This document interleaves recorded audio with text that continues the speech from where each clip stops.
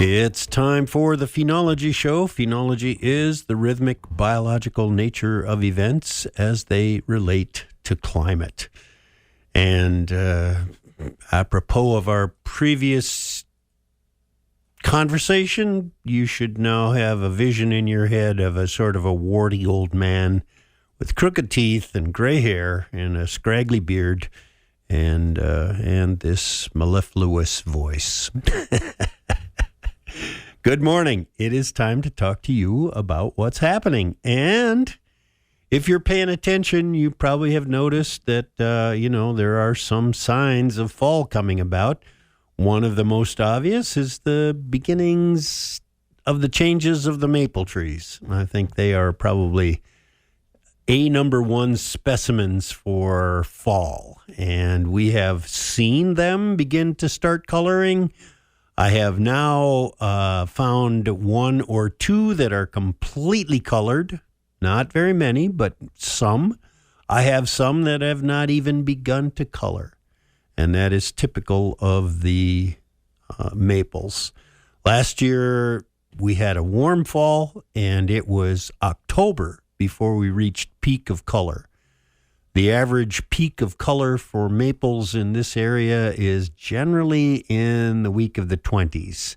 So sometime around the 23rd, 24th, 25th of September, we should be at our peak of color. And if this year is any indication, I would say that we will be pretty close to average.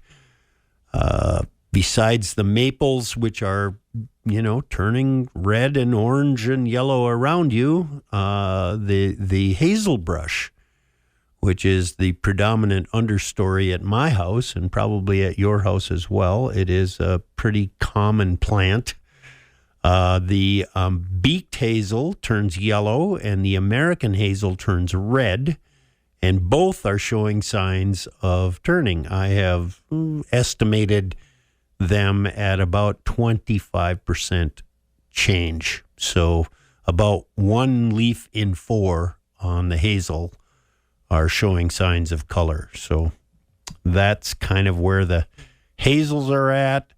That's kind of where the maples are at. The balsam poplars, the balm of Gilead, are starting to turn brown. I've seen some ash trees that are yellow. I have ash on my own property that are not yet turning yellow. It all depends on, each tree. And of course, as I'm fond of telling you, all phenology is local. So whatever's happening at your house may or may not be consonant with what is happening at my house, but it will follow the sort of same path. So maples, hazels, ash, balsam poplar, the birch, and the paper birch especially are starting to turn, but birches are really, they have this unusual habit where they'll get a few leaves that'll turn yellow and those leaves will fall off. And when they fall off, there'll be a couple more leaves that'll turn yellow and then those leaves will fall off. So the trees, by and large, look green. But the whole time they're sort of dropping leaves, not fast, but kind of steady. Few leaves get yellow, they fall off. A few more leaves get yellow, they fall off. The whole tree won't be turning yellow until much later in the fall. But in the meantime, it's kind of creeping on you. So watch your birches and see what might be happening there. Flowers, there are still a lot of species of asters. The northern heart-leaved, the large-leafed, the flat-topped, the goblet or calico asters, the ericoides. I can't remember what they call it, but it is a white aster with very small flowers, lots and lots of them. And that one is still blooming. Goldenrods are beginning to decline, but there are still lots of goldenrods in bloom. My friend Kyle Pearson remarked that the gray goldenrods are sort of coming to the end of their bloom period, and that's what I'm seeing at my house as well. So there are some changes with the goldenrods, and they're sort of sliding into their fall decline. As Chad Kaditz and his class noted down in Little Falls, there's still some butter and eggs blooming. I saw evening primrose, black-eyed Susans, tansy. All of these flowers are still blooming, but kind of in their decline. The one that is probably not in its decline, one that is probably at its peak, are the tall sunflower, and they are just absolutely blooming everywhere. And if you're curious, go out. If you're looking at the sunflowers, there are quite a few of them. And sunflowers are all kind of interesting. Most of them have opposite branches down low on their stems. And then as you get higher on the stems near the top where the flowers are, the leaves become alternate. So it's one of those, for a lot of us who do plant identifications, one of the things we look at right away is, are the leaves opposite or alternate? In the case of the sunflower, the answer is both. So it's a little bit confusing, but look at the stem. If the stem is very hairy, odds are you're looking at giant or tall sunflower. If the stems are smooth, then it more than likely is one called the sawtooth sunflower. And they're both out there, and they're both blooming in quite big groups. So get out there and have a look and see what's going on.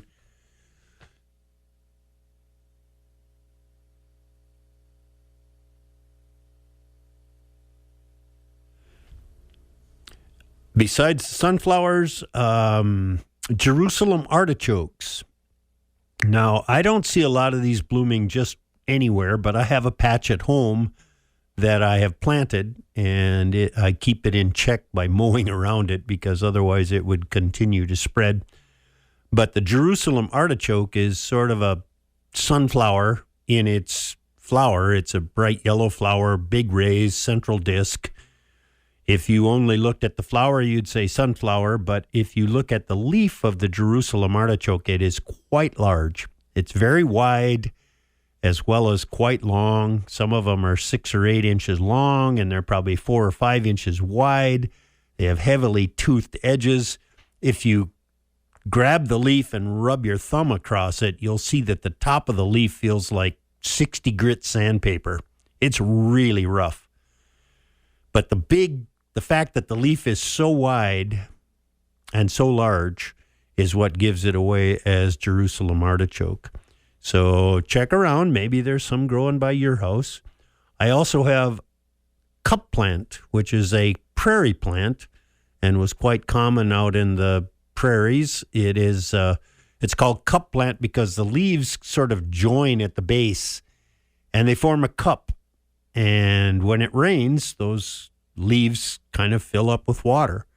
And I suspect it was an adaptation to a much drier climate. But my friend Dick Thoyne gave me some that he had. He's got a bunch growing at his house. He gave me a clump to bring home, and I've enjoyed them very much. One of my cup plants is now probably 9 feet tall. The only way I can see the flowers is from the bottom. But it is a lovely, lovely plant and a lot of fun to look at. Other flowers that are in bloom, jewelweed, the spotted touch-me-not, is kind of at the end of its bloom. So check those out. That's that bright orange trumpet-shaped flower.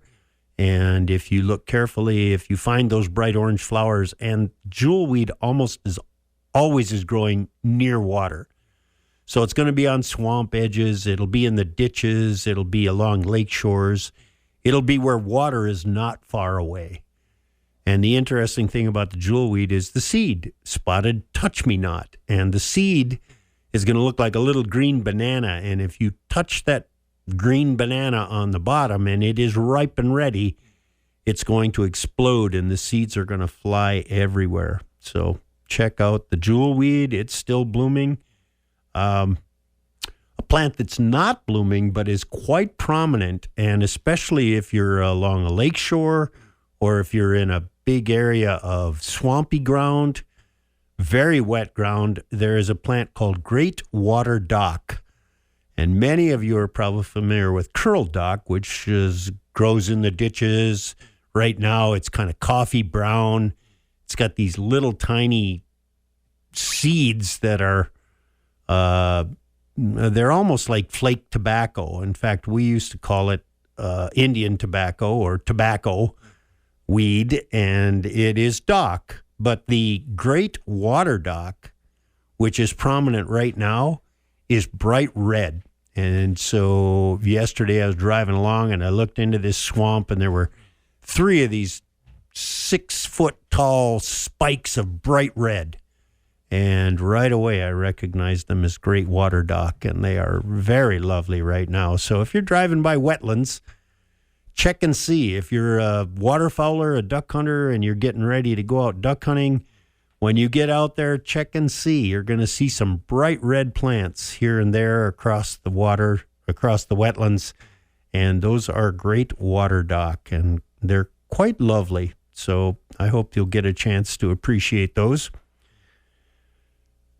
I had a couple of encounters with butterflies this last week. There are a lot of clouded sulfur butterflies out right now. Those are the yellow ones. I was out in the middle of a pasture walking along, and I saw this unbelievably blue butterfly, very small, probably not an inch across with its wings open.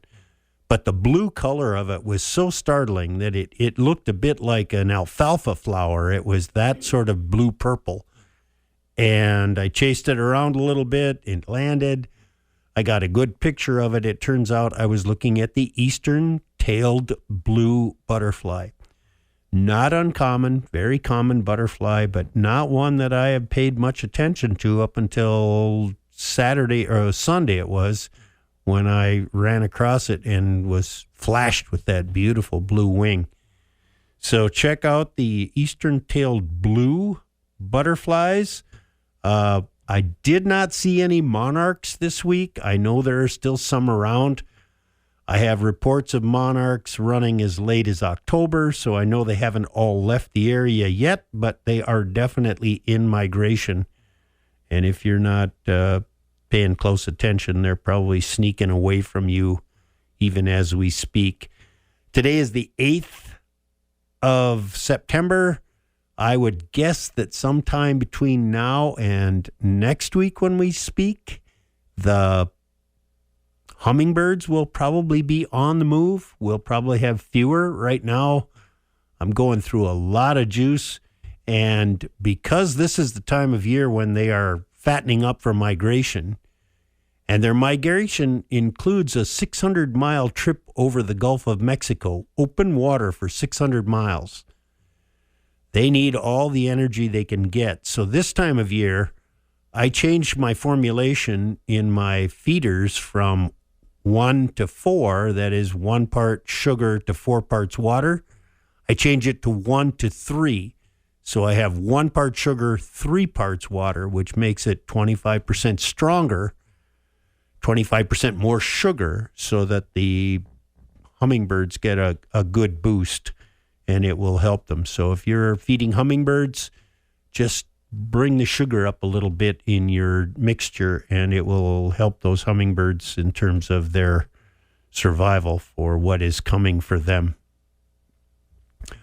Walking around the woods on Sunday, I found oak ferns, lady ferns, ostrich ferns, interrupted ferns, and bracken ferns, all turning brown. So all of the ferns are kind of on their move toward fall, and we will probably see fewer and fewer green ferns as we get further into fall. So keep an eye on the ferns around your house. You're probably going to see some changes coming. The students over at Cherry and I were watching yesterday and ran into a great crowd of little frogs.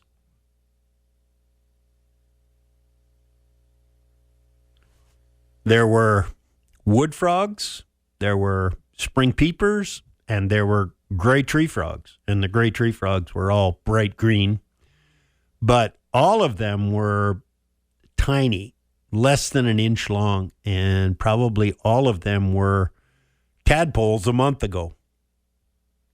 So this is, they have a nice little wetlands there in the back of the school at Cherry, and they had quite an assortment of frogs. It was really quite nice to be there and to see all of those young frogs. Gave me some hope for next spring. I'll be looking forward to seeing more and more frogs as we get into next spring, and hopefully those frogs will survive the winter, and we'll have ample opportunities to hear them singing come April next year. While I was out with the kids, we ran into one of those tussock moth caterpillars. And the tussock moth caterpillars, it's quite a large group. They tend to be the really, really, really hairy ones. This one had 6 white hairy spikes, 3 on the front, 3 on the back, had black hairs and yellow hairs along the sides. It did not look like anything you'd want to eat. It would have gone down pretty rough with all those spikes of hair sticking out of it. So keep an eye out for those. They overwinter as caterpillars, and sometimes the tussock moth caterpillars, like the woolly bear, can be out and moving around even in the very, very cold weather. So lots of stuff to look at. That's the Phenology Show for this week. As always, I encourage you to share your observations with us. We love to hear from you, and we're thrilled that you are listening. I'd like to take a moment and say good morning to Nick, whom I met. Nick lives out in Fertile, Minnesota. He was at the concert on Saturday and came up and said hello, and told me how much he enjoyed the Phenology Show. I love to hear from you. I love to hear from all of you that enjoy the show. It makes what I do even more special because I truly enjoy it myself. I would do it regardless, but it's always nice to know that you appreciate it as well. Thanks.